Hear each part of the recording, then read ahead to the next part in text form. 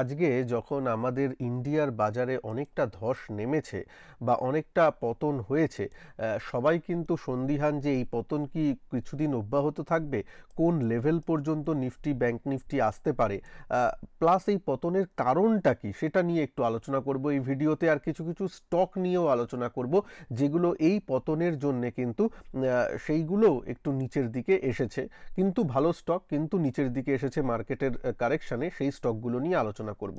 তো ভিডিওকে মন দিয়ে দেখবেন। আমি আমার ভিডিওটা অফ করে রেখেছি, মানে আমার স্ক্রিনটা, যাতে আপনার পুরো স্ক্রিনটা দেখতে পারেন, কারণ অনেক কিছু আজকে কিন্তু বলবো। প্রথমেই বলি, এটা আগের দিনের, মানে 20 তারিখ মার্কেটে 20শে ফেব্রুয়ারি বাজার যেমন বন্ধ হয়েছিল ইউএস মার্কেট, সেখানে দেখুন S&P 500 ওদের যে one of the main market, সেটা কিন্তু 0.6%-এর মতো মাইনাস হয়েছিল। ন্যাসড্যাক কিন্তু প্রায় 1%-এর কাছাকাছি মাইনাস ছিল। আর ওদের যেটা রাসেল 2000, এটা ওদের স্মল ক্যাপ ইন্ডেক্স বলতে পারেন, সেটা কিন্তু 1.4, মানে প্রায় 1.5%-এর মতো মাইনাস ছিল। ঠিক আছে, এবার আজকে কি হয়েছে? আজকে যে এখন প্রি ওপেনিংয়ে মার্কেট চলছে, যখন এই ভিডিওটা তৈরি হচ্ছে এই 6:30-7টার কাছাকাছি, তখন কিন্তু প্রি মার্কেটেও দেখুন ইউরোপ, মানে ইউএস বাজার কিন্তু নেগেটিভে আছে। এবং আপনি যদি ন্যাসড্যাক দেখেন তাহলে সেটা কিন্তু 0.68%, মানে 0.7%-এর মতো মাইনাস।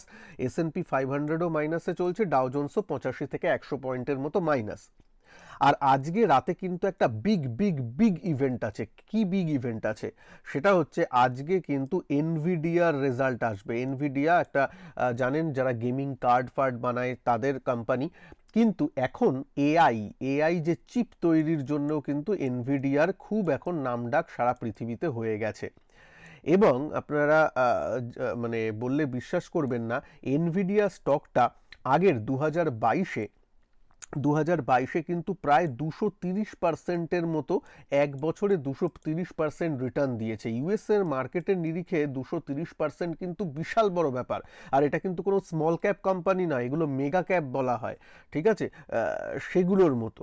আচ্ছা, যদি যদি দেখেন এই এই জানুয়ারি ফেব্রুয়ারি মাসে, এই 2 মাসে, এই বছরের মধ্যেই কিন্তু এনভিডিয়া প্রায় 30 থেকে 40%-এর মতো মুনাফা দিয়ে দিয়েছে, মানে গেইনে বসে আছে। মানে বুঝতে পারছেন এই এআই নিয়ে যে এত মাতামাতি চলছে, তার one of the biggest play কিন্তু এনভিডিয়া, এবং তার আজকে রেজাল্ট আছে। সুতরাং একটা মেক অর ব্রেক, মানে এর রেজাল্ট যদি অনলাইন এক্সপেকটেশনের অনুযায়ী হয় তো তাহলে ঠিক আছে, তাহলে নিশ্চয়ই একটু বেড়ে যাবে। কিন্তু যদি এক্সপেকটেশনের মতো না হয় তাহলে কিন্তু ওই এআই বাবল বাস্টের মতো একটা ব্যাপার হতে পারে। তাই জন্যই কিন্তু এনভিডিয়া কালকে 5%-এর মতো মাইনাসে গেছে, মানে প্রফিট বুকিং হয়েছে।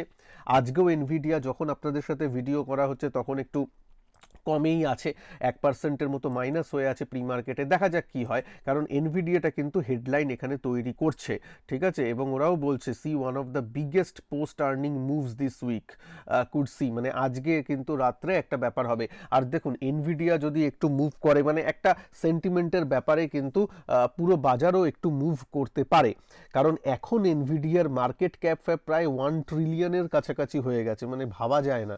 হ্যাঁ, কয়েকটা দেশের জিডিপি ওর মধ্যে ঢুকে যায়, ঠিক আছে, মানে কয়েকটা দেশের ইকোনমি ওর মধ্যে ঢুকে যায়। আর এদের এক একটার মার্কেট ক্যাপ যা। যাই হোক, এটা একটু আপনাদের প্রিলিমিনারি বলে রাখলাম, তার উপর একটু ফোকাস রাখবেন এই ডাও জোন্স বা আমাদের ইউএস মার্কেটে যা হচ্ছে এই দুদিন। এবার আসি আমাদের মার্কেটে, ঠিক আছে। এবং কালকে যেহেতু বাজার ইউএসের মার্কেট একটু নেগেটিভ ছিল, আজকে সেহেতু যে নেগেটিভ মানে হবে না সেটা আশা করা ভুল, ঠিক আছে। ইন্ডিয়ার মার্কেটে দেখতে গেলে দেখুন, পার্সেন্টেজ টার্মসে দেখতে গেলে কিন্তু এমন কিছু আমাদের মার্কেট কারেক্ট হয়নি, 0.64%, মানে এমন কিছুই না।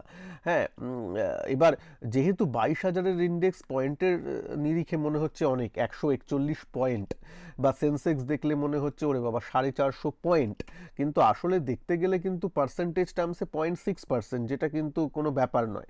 এবং এখানে দেখবেন, আমি যদি একটু জুম করি এই চার্টটাকেই, একটু উপরে উঠেছে, লাইফ হাই করেছে, লাইফ হাইয়ের পর একটু প্রফিট বুক হয়েছে। ইউএসের মার্কেটও খারাপ ছিল, গ্লোবাল মার্কেট একটু থমথমে ছিল, সেই অনুযায়ী আমাদেরও প্রফিট বুক হয়ে নিচে এসেছে। কতটা এখন আসতে পারে যদি নিচে আসে, মানে কালকেই সব ঠিকঠাক হয়েও যেতে পারে। আজকে ধরুন ভালো ইউএস মার্কেট করে করে দিল, রাতের দিকে একটা ভালো জিনিস চলে হয়ে গেল, ইউএস মার্কেট ভালো পজিটিভে বন্ধ দিল, তো ইন্ডিয়ান মার্কেট কালকে আবার এখান থেকেও ঠিক রিকভারি আস্তে আস্তে করে নেবে, সেটা নয়। যদি নিচে নামে, যদি নিচে আসে তাহলে কিন্তু 21,800, 21,850, 21,900 এই লেভেলটা, 21,800 থেকে 21,900, ঠিক আছে, 21,800 থেকে 900 এই লেভেলটা কিন্তু একটু মাথায় রাখবেন। এত দূর পর্যন্ত আসতে পারে, এইসব দিক পর্যন্ত আসতে পারে। কারণ প্রথমে এখন দেখুন এই একটা সাপোর্টেই ওরা আছে, তাই জন্য বললাম এই সাপোর্টেইও আছে, যেখানে আজকে বন্ধ দিয়েছে 22,000-এ যে বন্ধ দিয়েছে না, 22,055 মানে 22,000-ই ধরুন,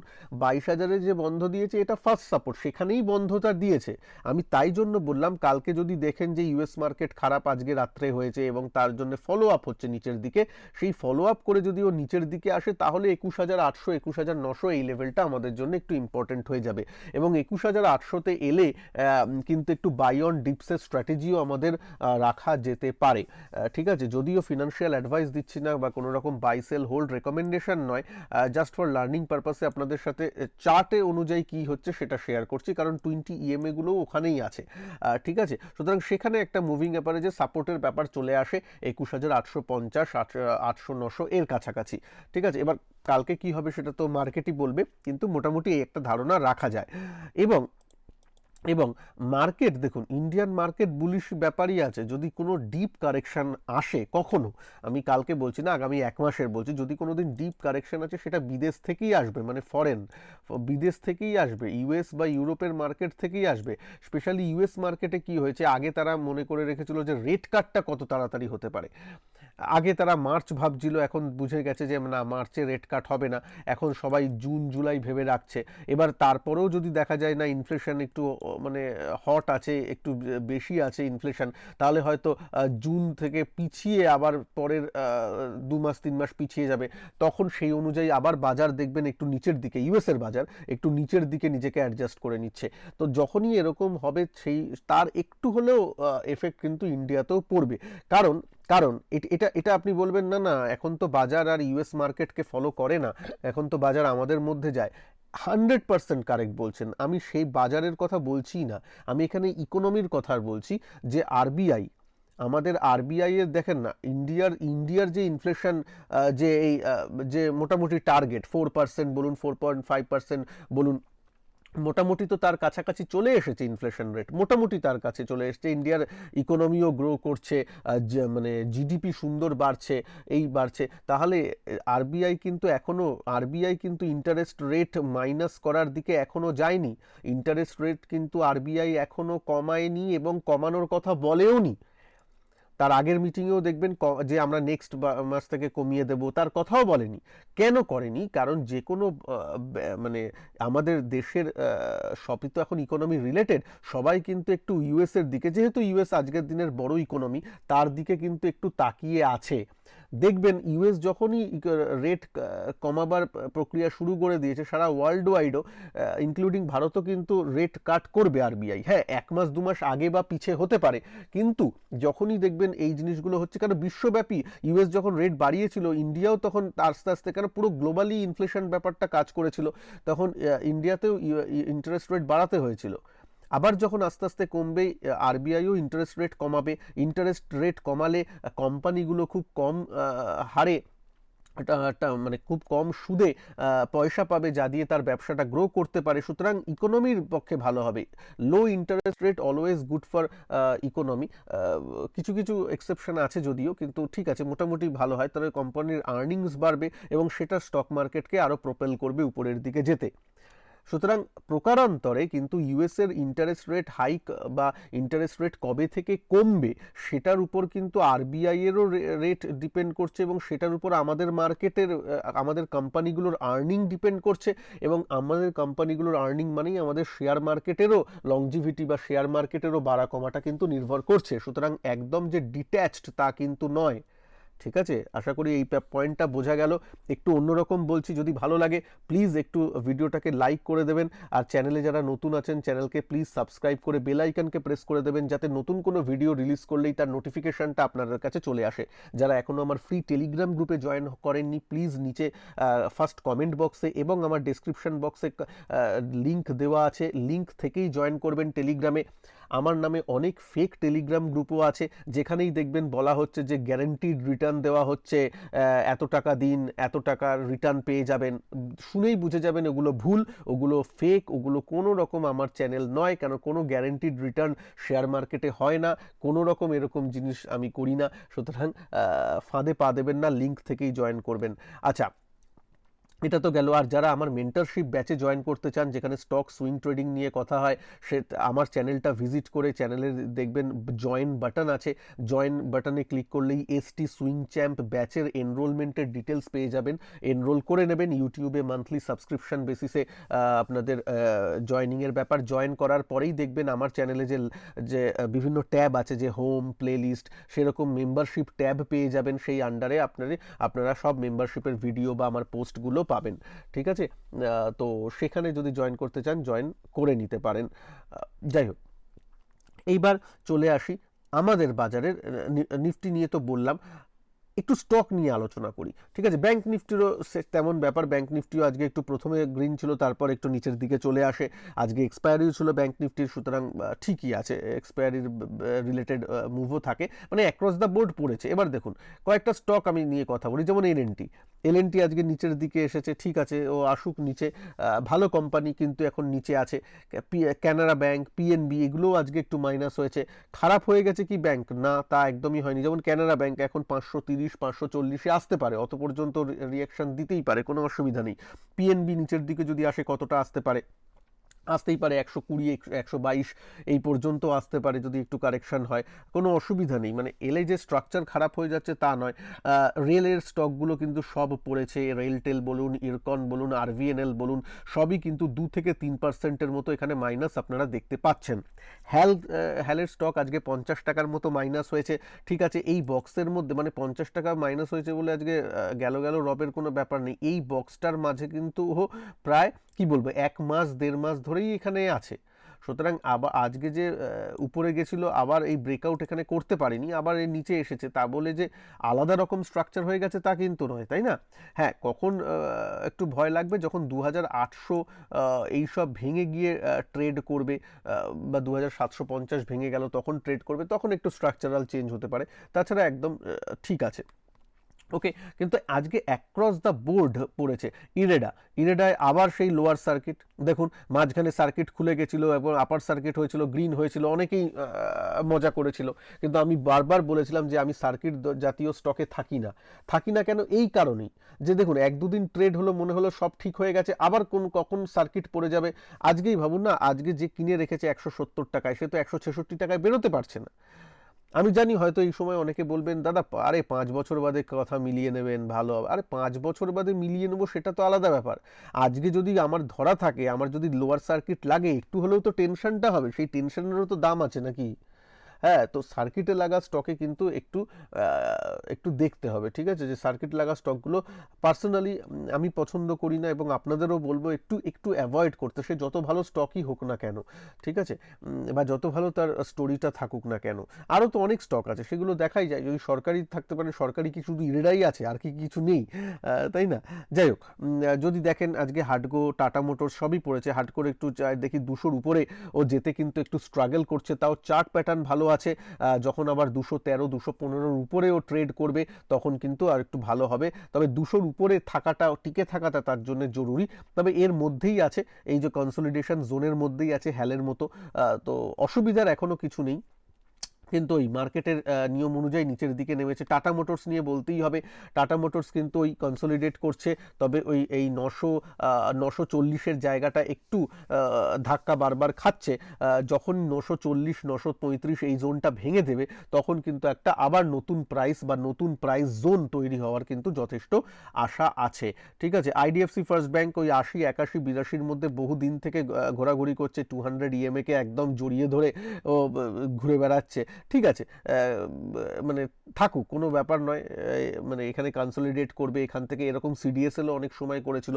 আপাতত রেজাল্ট নিয়ে কোনো চিন্তা নেই, রেজাল্ট ঠিক আছে, ম্যানেজমেন্টও ঠিক আছে, বাজারের নিয়মেই এখন কনসলিডেট করছে। আচ্ছা, জিও ফিনান্স নিয়ে বলতেই হবে, অ্যাজ আ ডিসক্লেমার আমার পার্সোনাল পোর্টফোলিওতেও আছে লেভেলে। আজকে কিন্তু পুরো জিনিস যখন নেগেটিভে চলছিল, জিও ফিনান্স কিন্তু আজকে পজিটিভে দাঁড়িয়ে আছে এবং ভালো মতন, প্রায় এক সময় তো 4%ও পজিটিভ ছিল, প্রায় 3% পজিটিভে বন্ধ দিয়েছে, যেটা কিন্তু একটু স্ট্রংনেস দেখায়। তবে এইটার স্টোরিটা আমি বারবার বলেছি, এইটার স্টোরিটা কিন্তু ওই শর্ট টার্মের জন্য নয়, একটু বিজনেস গ্রো করতে সময় লাগবে। হঠাৎ করে একদিন দেখবেন এরকম 3-4% বাড়ছে, হঠাৎ করে একদিন 5% মাইনাসও দেখতে পারেন। হট করে কিছু একটা নিউজ এলো বা কোনো একটা লাইসেন্স পেতে হয়তো দেরি হবে, তার একটা খবর এলো, একটু 5% রিয়াকশন করে গেল। কারণ আসল বিজনেস তো এখনো তৈরি হয়নি, এখনো পিই রেশিও দেখবেন 2000-এর উপরে, মানে আর্নিংসই নেই কোম্পানিটার। তো এই জন্যই বলছি একটু লং স্টোরি, যাদের লংয়ের একটু বিশ্বাস, তাদের জন্য এটা। এমনি শর্ট টার্মের জন্য কিন্তু আমি পার্সোনালি দেখিনি, যদিও কোনো ফিনান্সিয়াল অ্যাডভাইস দিচ্ছি না। আচ্ছা, তো আর আর আরেকটা কথায় না এলেই নয়, সেটা হচ্ছে একটু এইচডিএফসি ব্যাংক নিয়ে কথা বলবো। দেখুন, সবাই যেহেতু পড়েছে এইচডিএফসি ব্যাংক যায় কেন, এইচডিএফসি ব্যাংকও আজকে মেন ক্রিটিক্যাল লেভেল থেকে একটু নিচে নেমেছে।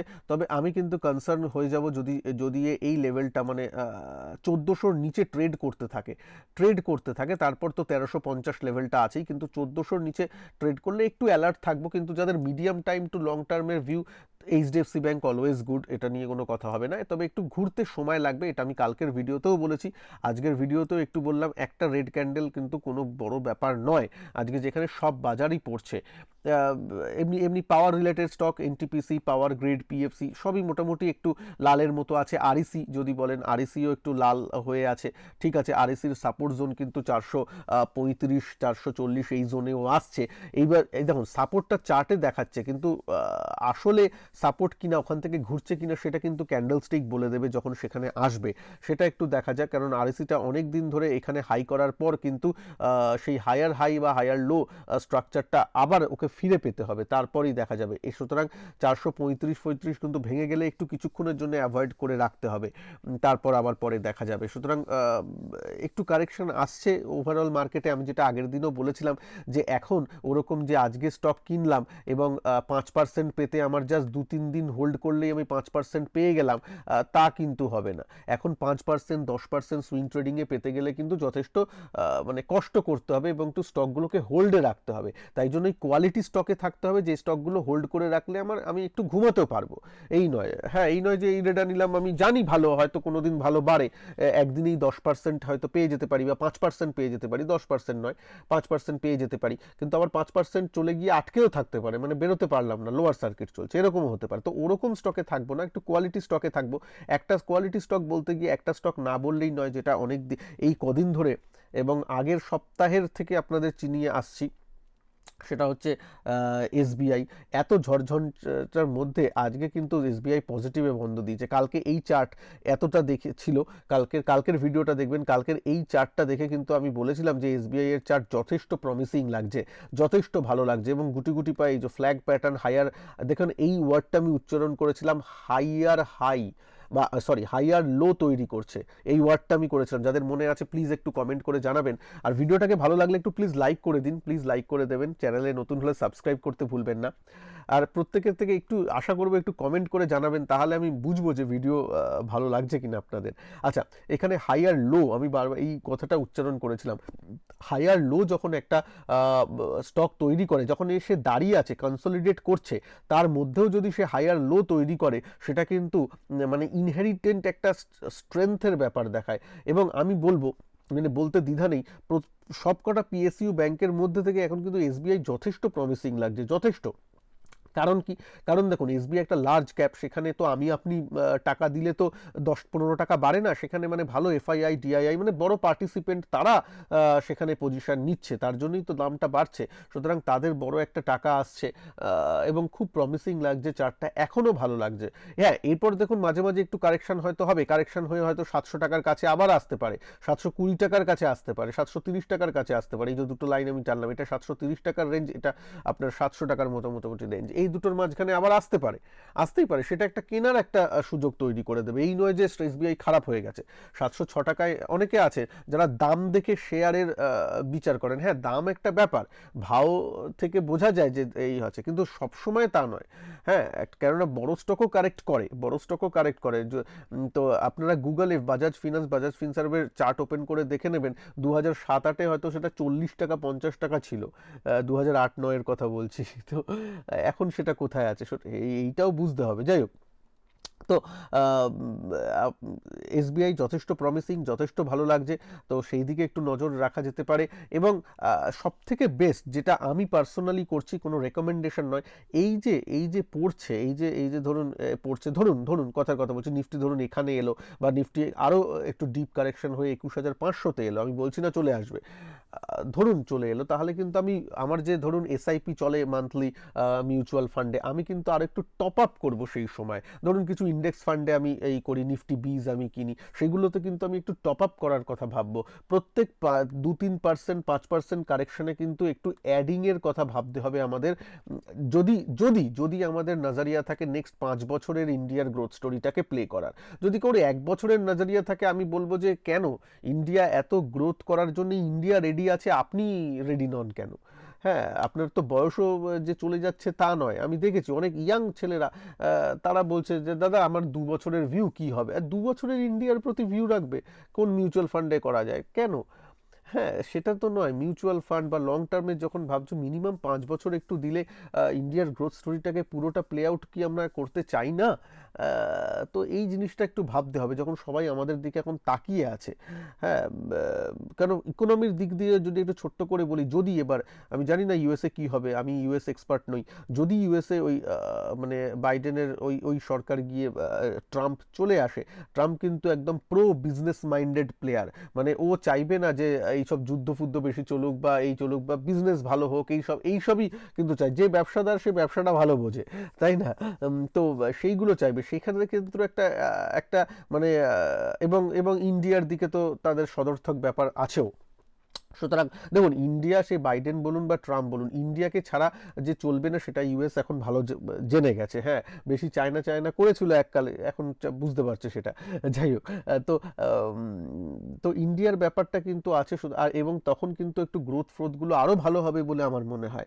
ঠিক আছে, আর ইন্ডিয়া যখন 3 নম্বরে উঠে আসবে, তখন কিন্তু আরও জিনিসগুলো আসবে, আরও ফান্ড ফ্লো ইন্ডিয়াতে আসবে, মানে আসতেই হবে। ইন্ডিয়া যদি একটা থার্ড ইকোনমি হয়, সেগুলোকে কিন্তু ওই যে বড় সভারিং ফান্ডগুলো যে থাকে, বড় বড় যে ট্রাস্টগুলো থাকে, তারাও তো ইনভেস্ট করে গ্লোবাল মার্কেটে। পেনশন ফান্ডগুলো আছে, গ্লোবাল ইটিএফগুলোতে এখানে করে, সেখানে কিন্তু ইন্ডিয়ার পার্টিসিপেশন বা ইন্ডিয়ার পার্সেন্টেজ অফ শেয়ার সেগুলো কিন্তু বাড়বে। এক একটা ইন্ডেক্সে পার্সেন্টেজ অফ শেয়ার বাড়বে। একটা থার্ড ইকোনমিতে উঠে আসা 5 নম্বর থেকে, সেটা কিন্তু অনেকটা এই থার্ড ইকোনমি কেন বলছি একটু জাস্ট ছোট্ট করে বলে দিয়ে এই ফাঁকে, এবং একটু অন্যদিকে একটু বলি কেন, আপনাদের মধ্যে যাতে একটু কনফিডেন্সটা তৈরি হয়। এটা যদি ভালো লাগে প্লিজ একটু ভিডিওটাকে লাইক করে দেবেন। জার্মানি আর জাপান, এই দুটো আছে, জার্মানি আর জাপান, ঠিক আছে? জার্মানি, জাপান, চায়না, সি লিখি, আর এখানে ইউএস, মানে ইউএস হচ্ছে নাম্বার 1, চায়না হচ্ছে 2, জার্মানি 3 আর জাপান 4। এরকম যদি দেখেন জার্মানির যে আপনার এটা হচ্ছে আপনার 4.7 ট্রিলিয়নের মতো ইকোনমি, জাপান 4.3 এরকম। ইন্ডিয়া সেখানে 3.7 মতো। আমি এটা চেঞ্জ হতে থাকে, আমি অ্যাপ্রক্সিমেট বলছি। দেখুন, এবার এটা কি, এটা হচ্ছে ডকুমেন্টেড অর্গানাইজ সেক্টর। ইন্ডিয়াতে আর অনেক আনঅর্গানাইজড সেক্টরও আছে। একটা রিপোর্ট বলে যে আনঅর্গানাইজ সেক্টরও যদি নেওয়া হয়, তাহলে কিন্তু ইন্ডিয়া অলরেডি 4 ট্রিলিয়নের উপরে কাজ করছে। ঠিক আছে, কিন্তু যাই হোক, আমি এই মানে যাব মোটামুটি, কিন্তু এইগুলোই যে 4.7 হয়, মাঝে মাঝে 4.8 হয়, 4.6 হয়। সুতরাং ওই তর্ক আমি করতে যাচ্ছি না, আমি জাস্ট আপনাদের বলছি। সো 3.7 থেকে 4.3-তে যাওয়া বা 4.7-এ যাওয়া এমন কিন্তু দূরের ব্যাপার নয়। তাই জন্য ইন্ডিয়া 3 নম্বরে কিন্তু ইজিলি উঠে আসতে পারে। তবে ইউএসকে ধরা অনেকটা মুশকিল। ইউএসের একটা জাস্ট ফর বলে রাখি, ইউএসের কিন্তু মোটামুটি 27 ট্রিলিয়নের মতো এখন ঠিক আছে, ওরকম এদের ইকোনমি। সো সেটা অনেকটাই দূরে আছে, সেটা অনেকটাই দূরে আছে, সেটা নিয়ে কেউ ভাবছে না। কিন্তু অ্যাটলিস্ট 3 নম্বরে উঠে আসা, সেটা কিন্তু ইন্ডিয়ার কাছে আছে, এবং সেটা হয়ে গেলে কিন্তু অনেক ফান্ড ফ্লো ইন্ডিয়াতে হবে, অনেক জিনিস ইন্ডিয়াতে হবে। তো প্লিজ প্লিজ সেই দিকে একটু নজর দেবেন, সেই সেই বিগ পিকচারটাকে মাথায় রাখার চেষ্টা করুন। হ্যাঁ, ডে টু ডে ট্রেডিংয়ে 200 টাকা এলো, 300 টাকা এলো, 1000 টাকা গেল, 2000 টাকা গেল, এরকম এলো, এই জিনিসগুলো তো থাকবেই, কিন্তু সেইটার চক্করে, সেই নেশায় বুঁদ হয়ে গিয়ে লং টার্ম প্লেয়িংকে কিন্তু লস করবেন না, সেই ট্র্যাক থেকে সরে যাবেন না। এই জন্যই আমি নিজে অপশন ট্রেডার হয়েও আপনাদের জন্য আমি ST swing trading champ batch, মেন্টরশিপের ব্যাচ চালু করেছি, এবং যেখানে আমিও আমার পোর্টফোলিও ওপেন করে আপনাদেরকে অনেক সময় মোটিভেট করার চেষ্টা করি ওইখানে, যে আমি সুইং ট্রেডিংয়ে কী কী নিচ্ছি, স্টক স্পেসিফিক কী কী থাকছি এক্সেট্রা, যেখানে ইনভেস্টমেন্টের উপর জোর দেওয়া হয়, একটু ট্রেডিংয়ের, স্টক ট্রেডিংয়ের উপর জোর দেওয়া হয়, ইনভেস্টমেন্টও আছে, যেখানে একটু লং টার্মের প্লেয়িংটা একটু করতে চাই। ঠিক আছে, কেননা ইন্ডিয়ার কিন্তু একটা ভালো সময় আসছে, নেক্সট 5 বছর বা ডিকেড 10 বছর কিন্তু ইন্ডিয়ার হতে চলেছে, যদি সব ঠিকঠাক থাকে। দেখুন, মাঝখানে অনেক কিছুই চেঞ্জ হতে পারে, সেটা তো আমার হাতে নেই, আপনার হাতেও নেই, কিন্তু এখন যা দাঁড়িয়ে আছি আমরা, সেখানে কিন্তু এই প্লেটাকে করতে হবে। এই এক এক দিনের এই যে 141 পয়েন্ট বা 0.6% কারেকশানে কেঁপে গেলাম, এইসব করলে চলবে না, বরং ডিপ সেলে যত মানে একটু টাকা থাকলে টপ আপ করা লং টার্ম ইনভেস্টমেন্টে, সেইগুলোর দিকে একটু মাইন্ডসেট করা উচিত। ঠিক আছে, যাই হোক, এখন ইনভেস্টাররা অনেক ইনফর্মড হয়ে আছে, আমি জানি, অনেক কমেন্টস আপনাদের নিচে পাই, সেখান থেকে অনেক ম্যাচিওর্ড কমেন্ট আপনারা করেন, সুতরাং বোঝা যায় যে আর ইন্ডিয়ানরা আর আগের মতো নেই যে নিচে পড়ে গেলে ভয় পায়, বরং নিচে পড়ে গেলে আরও বরং টাকা দিতে, কোয়ালিটি স্টকে টাকা দিতে আমরা চাই। এটা একটা ভালো লক্ষণ। ভালো থাকবেন সবাই। নমস্কার, জয় হিন্দ, বন্দে মাতরম।